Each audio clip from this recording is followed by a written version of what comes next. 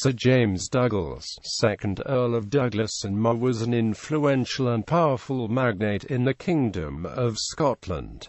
Early life. He was the eldest son and heir of William Douglas, 1st Earl of Douglas, and Margaret, Countess of Mar. By the time his father had made over lands in Liddesdale to him in 1380, he had been knighted, being known as Sir James Douglas of Liddesdale. Earlier his father had been in dispute with King Robert over the latter's succession to King David II, but returned to royal favour by concluding a marriage contract between his son and the Princess Isabel, thus binding the Douglas family close to the throne. Earl of Douglas and Mar. In May 1384, the 1st Earl of Douglas died from a fever, and his son inherited. Around the same time a French embassy arrived in Scotland to negotiate a truce between the Franco-Scots allies and England. While deliberations were taking place in Edinburgh, a further party of French knights arrived at Montrose. These adventurers, led by Geoffroy de Charny, sent word to the court at Edinburgh from Perth, where they had marched to, in which they offered their services against the English. The new Earl of Douglas and Sir David Lindsay mustered the men and joined forces with the French knights. They then led a raid into England, where they ravaged lands belonging to the Percy Earl of Northumberland and the Mowbray Earl of Nottingham. While this chevauchée was happening, the Scots agreed to the tripartite truce on the 7th of July, which was to last until May the following year. De Charny and his knights returned to France, but promised to Douglas that they would return as soon as possible. In 1385, when the truce expired, Douglas made war on the English. The French were as good as the word and had previously arrived at Leith with a contingent of chivalry, armour and monies.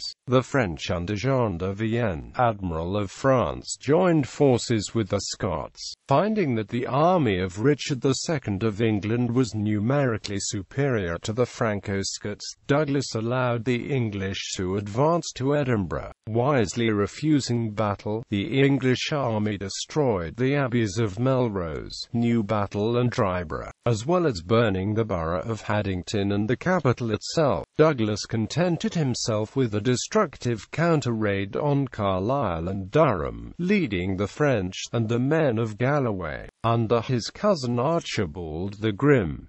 Dispute soon arose between the Allies, and the French returned home at the end of the year. 1386 saw squabbling between the Earl of Northumberland and John Neville, 3rd Baron Neville d'Arabie, over the wardenship of the Eastern March. Roger de Clifford, 5th Baron de Clifford, the warden of the Western March, was engaged to keep the peace between the rivals. While Clifford was away from his duties in the West, Douglas, accompanied by the Earl of Fife, led a force deep into Cumberland, and raided and burnt the town of Cockermouth.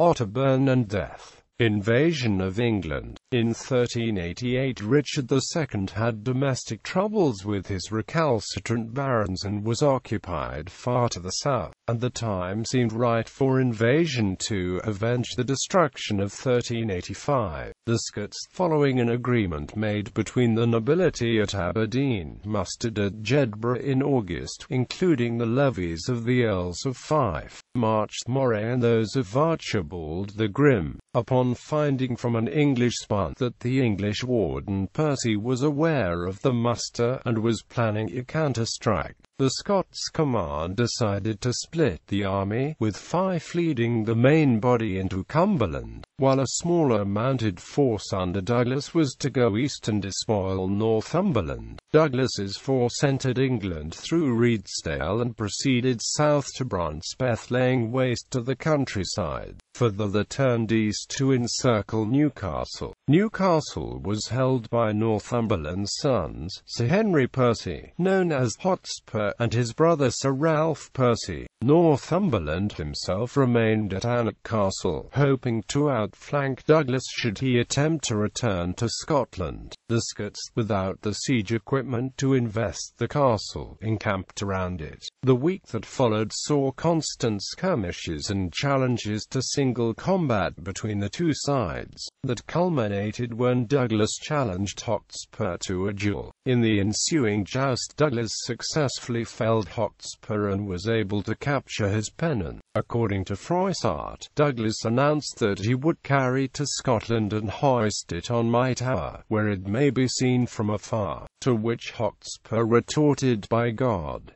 you will never leave Northumberland alive with that." Battle of Otterburn. The following day the Scots struck camp and marched to Ponteland, where they destroyed its castle, and then on to Otterburn, just 30 miles from Newcastle. Douglas appeared to be tarrying to see whether Hotspur would react. Douglas chose his encampment in a wood with an eye to protect his force from English archery. But on the evening of the 5th of August, the Percys surprised the Scots, and a bloody moonlit battle ensued. Douglas was mortally wounded during the fight, but because of the confusion of fighting in darkness, this fact was not transmitted to his men who carried on the battle. Froissart gives account in detail of the various individuals wounded, captured or killed, but what is known is that the Scots won the encounter, taking Hotspur and many others prisoner. Douglas's body was found on the field the following day. The Scots, albeit saddened by the loss of the leader, were heartened enough by the victory to frighten off English reinforcements led by Walter Scurlaw, the Bishop of Durham, the following day. Douglas's body was then removed back across the border and he was interred at Melrose Abbey. The battle, as narrated by Jean Froissart, forms the basis of the English and Scottish ballads. The Ballad of Chevy Chase and the Battle of Otterburn. Marriage and issue. Douglas married Isabel, a daughter of King Robert II of Scotland. He left no legitimate male issue. His natural sons William and Archibald became the ancestors of the families of Douglas of Drumlanrig and Douglas of Caves. His sister Isabel inherited the lands and earldom of March and the unentailed estates of Douglas. Isabel arranged for the Bonjedwood estate to be passed to the half-sister, Margaret, who became first Laird of Bonjedwood. The earldom and entailed estates of Douglas reverted by the patent of 1358 to Archibald Douglas, called the Grim, cousin of the first Earl and a natural son of the good Sir James Douglas.